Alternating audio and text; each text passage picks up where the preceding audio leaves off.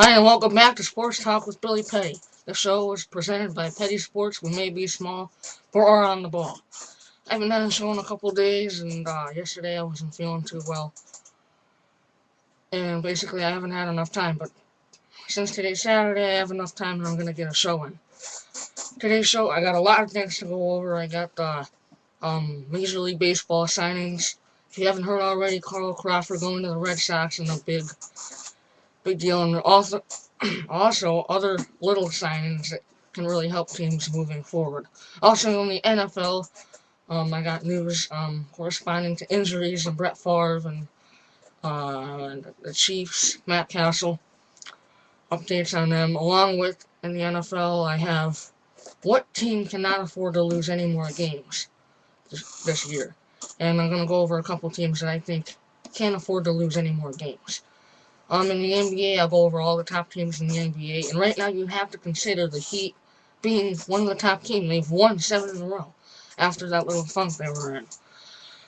Well, so I'm going to start off with news from the NFL. Brett Favre and his injury, it seems like it'll be a game time decision. It'll be right up to game time whether he'll play or not. Remember, he got hurt on against the Bills at home last week, and the Vikings ended up winning that game because of Tavares Jackson and because they were playing the Bills. But Brett Favre, it'll be a game time decision right up to game time. Other words on Matt Castle, he had an emergency appendectomy. I don't even know what that is, but he had an emergency surgery, and it looks like he'll be doubtful to play in a key game with the Kansas City Chiefs. Also in the NFL, the Pats suspend, I don't know his name, Taquito Spikes of the Patriots got suspended for violating a PED policy. That came in about an hour ago. And honestly, here we go again with the New England Patriots cheating.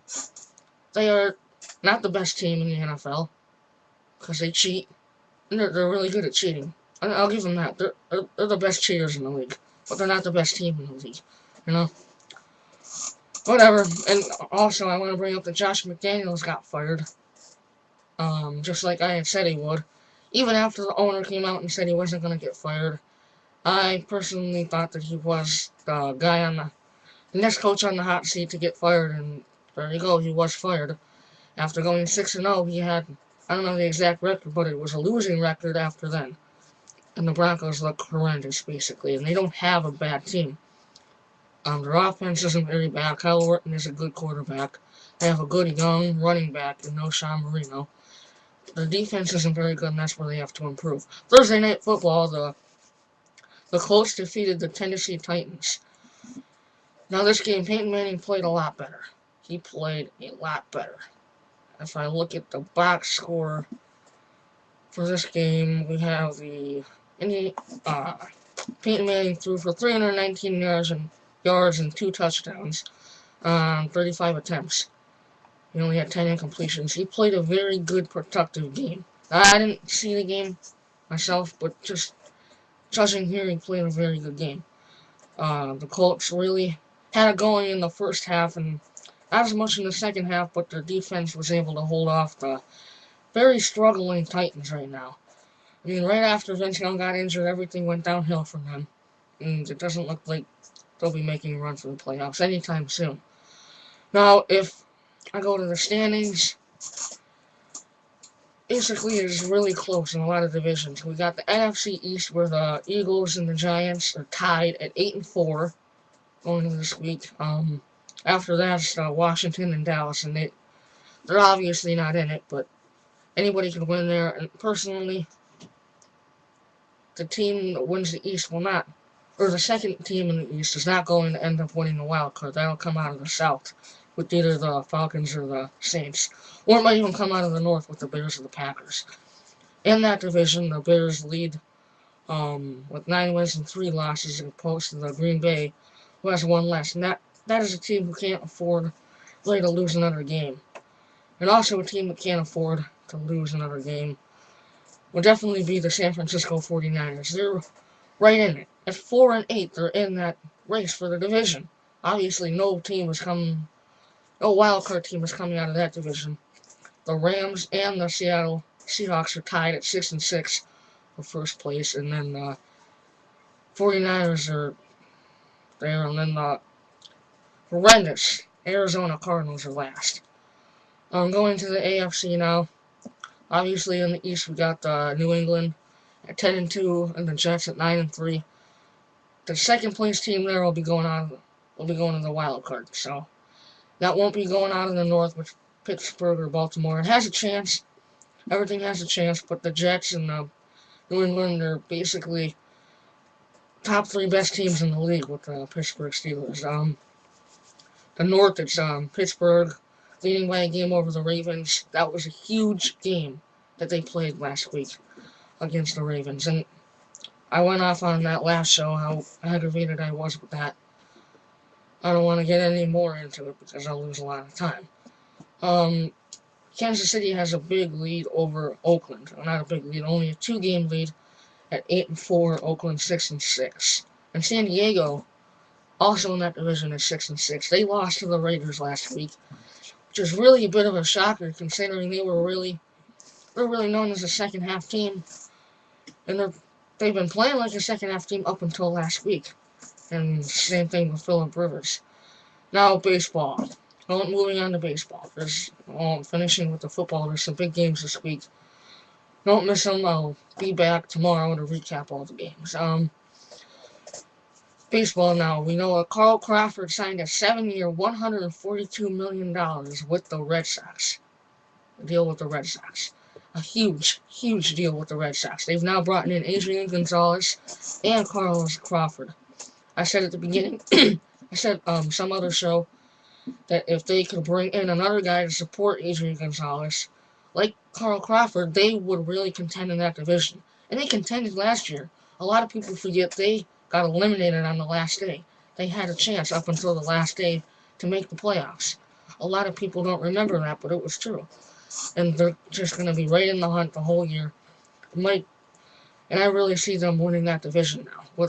Now I think they got to go out and get some pitching. And some rumors that I heard was that Scott Downs is going to go to the Red Sox maybe. But after after the Angels not getting Carl Crawford, they go out and sign Scott Downs to a 3-year deal. So he played with Toronto last year. He's a very productive reliever, and as soon as the Angels couldn't get Carl Crawford, they went out and got him. So basically, if you didn't get Carl Crawford, you were going to go get Scott Downs because the Red Sox would have done the same thing. Cliff Lee, on the other hand, I expect this deal to get done very, very soon, within 24 hours at least. I mean, the only thing I see holding back the Yankees from signing them is that they don't really like Cliff Lee's wife doesn't really like the New York fans and how they treated them in the 2009 World Series when the Yankees won.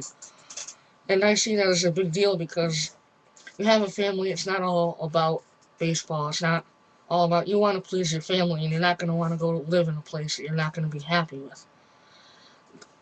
The Rangers, I mean, we don't think that they have a lot of money, but they do have a lot of money, and they could get this done if they really wanted to. So in my opinion, I see them going to the Yankees, but I hope he doesn't. If he goes to the Yankees, the Yankees will end up winning that division, and the Red Sox will get the wild card, but it doesn't really matter. Moving on, the top teams in the NBA now. So I'll go to the NBA. The Miami Heat have won 7 straight, and that is really a big deal after that little collapse they've had. But they're definitely not the top team in the NBA. They're getting there, but they're not quite the top team. Top team in the NBA, in my opinion, is the Boston Celtics. And they were very underrated coming into the season with Kevin Garnett their whole team getting older. But they added pieces, Shaquille O'Neal, and he loves the system that Boston has put together for him. And he's playing a good role in there, you know. This is probably his last year and everything, and he hopes that we can win a title. But the biggest surprise in the NBA, And it is a surprise. It's the New York Knicks. They're supposed to be a last place team, even with Amari Stoudemire, because they don't have anybody else. But he's put the team on their back, and he's carried them. He's carried them to 7 wins in a row right now. They've won 7 in a row as well. That's crazy. The New York Knicks are 15-9 and they're second in that division. The Celtics have won 9 in a row. They're definitely the best team. Well, the Heat, on the other hand, they're 16-8. They've won 7 in a row. They're 10-3 at home, and they're 6-5 away. So, and Orlando's right behind them, only a half a game out of that division. I don't know if they call it division or whatever. Another really good team in the NBA. Well, I can't really call the Celtics the best team in the NBA. I'm sorry, but I can't. The San Antonio Spurs are the best team in the NBA at 19-3. And what a division this Southwest is of the Western Conference. You got the Spurs and the Dallas Mavericks, both over 18 wins. Then you got the New Orleans Hornets, who are over 500 as well. That's a very good division. Well, that just about wraps it up for today's show, I guess. I don't know what else there is to talk about. So, I'll be back tomorrow to... Oh, wait. Oh, the bowl games. I forgot a little bit about the bowl games. Oh, and the Heisman is tonight. They'll release the Heisman Trophy to either Matt Moore, or Cam Newton, or other people as well. Cam Newton will win this by a landslide, in my opinion. The only thing that's going to hurt him if he doesn't win would be the allegations, and there's no doubt about that. But I give the award to Cam Newton. He's been by far the best player in college football this year.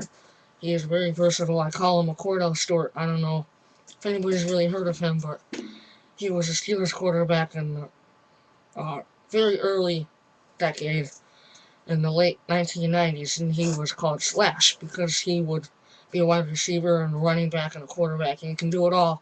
And that's basically what Cam Newton can do. And he can throw the ball, he can run. He's an all-around player, and he's a really nice guy. From the interviews that I've seen, he's actually a pretty nice guy, in my opinion. Bowl games, obviously, Oregon and Auburn are playing for the national championship game. It's too early for me to give you that pick, but I'm leaning towards Auburn in that one. The Rose Bowl, on the other hand, is... What's the Rose Bowl? Wisconsin and TCU. I don't know.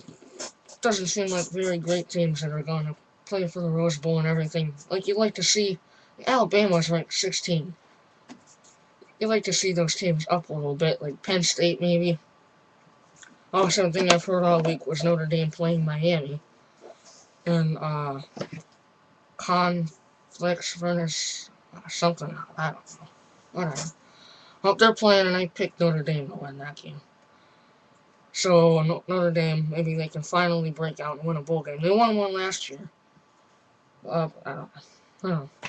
Well, that'll be it for today's show. Tune in and watch the Heisman Trophy. And I'll go over that tomorrow as well, along with all the recaps from tomorrow football games. So, the show is presented by Petty Sports. We may be small, but we're on the ball. Stay tuned for more shows tomorrow. I want you to rate the show, comment on the show, and review the show. And we'll see you next time.